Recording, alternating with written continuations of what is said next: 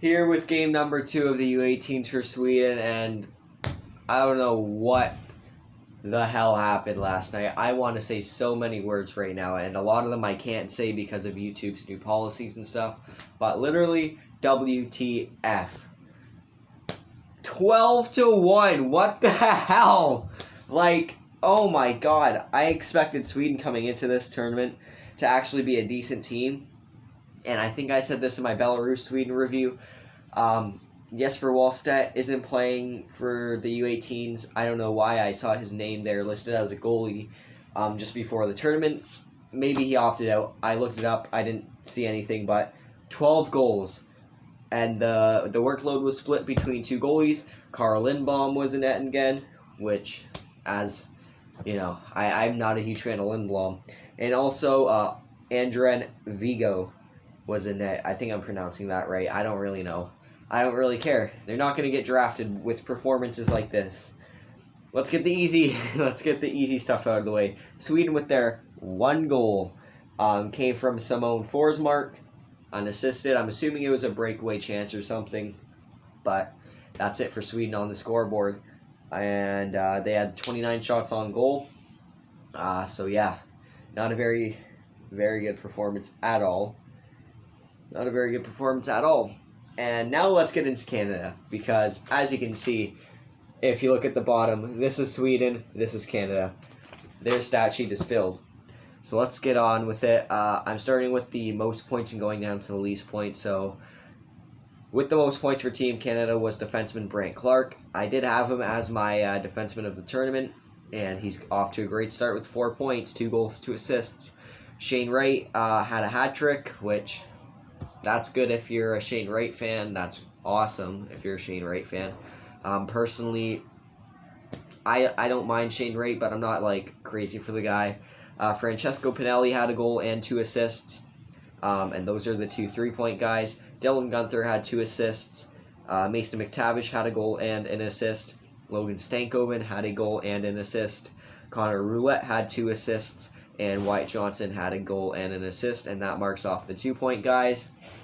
And finally, for the 1-point guys, Brennan Othman had an assist. Nolan Allen had a goal. Corson Kuhlmans had an assist. Connor Bedard had an assist. Jack Mathieu had an assist. Chase Stillman had an assist. Brett Harrison had a goal. And Ryan Winterton had a goal. So, really kind of a few of the guys who I said weren't going to be too important. And they kind of showed up, and this kind of performance can't go, without something being said. 12-1, and this is Team Sweden. This isn't Belarus. This isn't Latvia. Canada plays Latvia tonight. I cannot wait to see what they do to them. If Latvia puts up a better game than Sweden, I'm gonna be like mind flustered, because if they're losing by 11 goals to a team that don't want to say they're better than, but a team who I think they could have beat with Jesper Wallstedt, and a team who does have some good prospects, and they do have a deep roster, I think that this is just totally pathetic, and that these guys need to get their shit straight. Thomas Milic was in net for Canada. He made 28 saves on 29 shots. Canada had 47 shots, by the way. No defense. Once again, last game against Belarus, Sweden allowed 30 shots, and I know Belarus killed Switzerland, and they were just outstanding in that game, but it's still Belarus, and you still got to think maybe Carl Lindblom had a really good game there.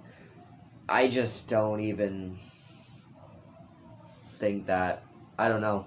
I'm really unsure about this team now. So they got a game against Switzerland tomorrow, April the 29th, and I'm definitely gonna be keeping track of that game, because if they struggle against Switzerland, I'll know that this isn't a year. I'll know that these guys shouldn't make the qualifiers at all. I do think that Sweden will beat Switzerland, but with this performance, what I'm starting to think right now is that Sweden might not be up to the task of even contending for a quarterfinal spot. I really just don't know what I see happening right now at this point. They're 1-1, So we still got 3 points in the tournament. We got the 1 win, and in this conference, Canada being the only other team that's kind of worth mentioning, I do think that Sweden will still make it to the qualifiers. I just don't know, like, if they actually will, because there's Belarus, and Belarus is 1-1 as well. They probably have a better goals for, goals against average right now. So if Sweden and Belarus tie, it'll come down to the goals for. And right now Belarus is winning with 8 compared to Sweden 6. So Belarus is actually ahead of Sweden right now, which I just don't even understand. This is probably the worst performance I've ever seen out of Team Sweden in my entire life, in any tournament play. This game right here is the worst. And I had a friend on Instagram told me, because I didn't watch the game, I had a friend on Instagram tell me that Canada was playing sloppy. If this is sloppy Canada, what would they have done against Sweden if they're actually, like, good and had time to practice? 20 goals to 2? 23 goals to 2? Like, I don't know. But I think the big issue with this Swedish team is really the lack of effort, really a lack of chemistry, and not a great goaltending core, and lazy defensemen. I'm just going to come out and say it. I think that a lot of the players are just not really putting in a workload at all, and it shows on the scoreboard this game. It's just inexperience and a lack of effort out there, and I don't like it, but what can I do? So anyways, this review is a little bit longer because I had a lot more to get off my plate, because this is just such an outrageous performance, and I can't have Sweden playing like that next game. So next review will come out the 30th of April after that Switzerland game. But I hope you guys enjoyed this one, and I'll see you in the next one. But for now, bye.